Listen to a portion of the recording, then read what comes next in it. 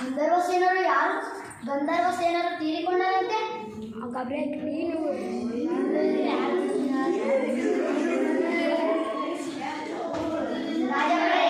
ವೈದ್ಯರನ್ನು ಕರೆಸಿ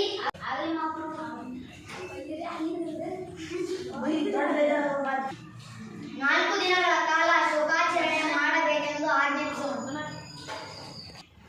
ವೈದ್ಯರೇ, ರಾಜರ ಆಸ್ಥಾನಕ್ಕೆ ಆಗಮಿಸಬೇಕೆಂದು ರಾಜರ ಅಪ್ಪಣೆ ಮಾಡಿದ್ದಾರೆ, ಬರಬೇಕೆಂದು. ಆಗಲಿ ಭಟ್ಟರೇ.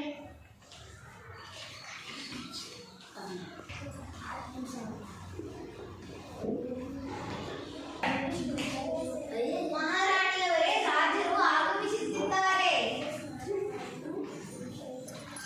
ರಾಣಿಯರೇ, ಗಂಧರ್ವಸೇನರು ತೀರಿಕೊಂಡರಂತೆ.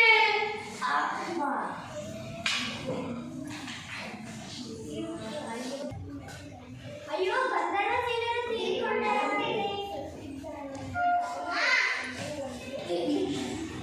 ಮಹಾರಾಣಿಯವರೇ, ಇವರನ್ನು ಏಕೆ ಹೇಳುತ್ತಿದ್ದಾರೆ? ಅಯ್ಯೋ, ನಿಮಗೆ ಗೊತ್ತಿಲ್ಲವೇ?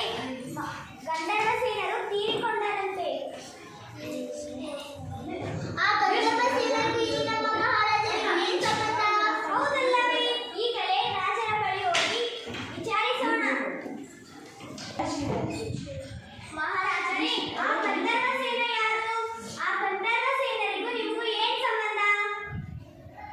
ನಾನೆಂತ ಮೂರ್ಖತನದ ಕೆಲಸ ಮಾಡಿದೆ, ನನಗೂ ಗೊತ್ತಿಲ್ಲ. ಮಂತ್ರಿಯ ಬಳಿ ಹೋಗಿ ಕೇಳುತ್ತೇನೆ.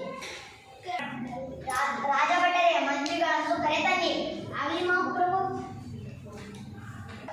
ಮಂತ್ರಿಗಳೇ, ರಾಜರು ಸೇನೆ. ಮಹಾರಾಜರಿಗೆ ನನ್ನ ನಮನಗಳು. ಮಂತ್ರಿಗಳೇ, ಗಂಧರ್ವಸೇನರು ಯಾರು? ಗಂಧರ್ವಸೇನ ಯಾರೆಂದು ನನಗೂ ಗೊತ್ತಿಲ್ಲ ರಾಜರೇ. ಅಲ್ಲಿ ಪಡೆಯ ಮುಖ್ಯಸ್ಥನೊಬ್ಬ ಅಳುತ್ತಾ, ಅಯ್ಯೋ ಗಂಧರ್ವಸೇನರು ತೀರಿಕೊಂಡರು, ಅಯ್ಯೋ ಗಂಧರ್ವಸೇನರು ತೀರಿಕೊಂಡರು ಎಂದು ಗಂಟಲು ಹರಿಯುವಂತೆ ಜೋರಾಗಿ ಅಳುತ್ತಾ ಹೇಳುತ್ತಿದ್ದ. ಅದನ್ನು ನನ್ನ ಮುಂದೆ ಹೇಳಿದ. ಆ ವಿಷಯವನ್ನು ನಾನು ನಿಮಗೆ ಹೇಳಿದೆನು. ಗಂಧರ್ವಸೇನರು ಯಾರೆಂದು ಪತ್ತೆ ಮಾಡಿಕೊಂಡು ಬಾ ಮಂತ್ರಿಗಳೇ. ಆಯಿತು ಪ್ರಭು.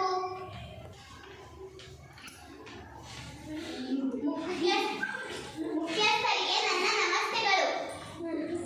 ಹೌದು ಮುಖ್ಯಸ್ಥರೇ, ಈ ಗಂಧರ್ವಸೇನ ಯಾರು? ಯಾರು ಏನಾಗಿದ್ದರು ನನಗೆ ತಿಳಿಯದು. ಸ್ವತಃ ನನ್ನ ಹೆಂಡತಿಯೇ ಬಂದು ನನಗೆ ಹೇಳಿದಳು. ಈ ವಿಷಯವನ್ನು ನಿಮಗೆ ಹೇಳಬೇಕೆನಿಸಿತು, ಹೇಳಿದೆ. ಹೌದೇ? ಇವನ ಹೆಂಡತಿಯನ್ನು ಒಮ್ಮೆ ವಿಚಾರಿಸೋಣ. ಬನ್ನಿ ಮುಖ್ಯಸ್ಥರೇ. ಅಮ್ಮ, ಈ ಗಂಧರ್ವಸೇನ ಯಾರು? ಸ್ವಾಮಿ, ಗಂಧರ್ವಸೇನರ ಪರಿಚಯ ನನಗಿಲ್ಲ. ಆದರೆ ಈ ದಿವಸ ಬೆಳಗ್ಗೆ ಸ್ನಾನ ಮಾಡಲಿಕ್ಕೆ ಕೆರೆಗೆ ಹೋಗಿದ್ದೆ. ಅಲ್ಲಿ ಮಡಿವಾಳ್ ತನ್ನ ಗಂಧರ್ವಸೇನ ಸತ್ತಿದ್ದಾನೆಂದು ಒಂದೇ ಸಮನೆ ಬಾಯಿ ಬಡಿದುಕೊಂಡು ಅಳುತ್ತಿದ್ದರು. ಅದನ್ನು ನೋಡಿ ನಾನು ಅತ್ತೆ ನನ್ನ ಗಂಡನ ಬಳಿ ಹೇಳಿದ್ದೆ. ಹೌದೇ?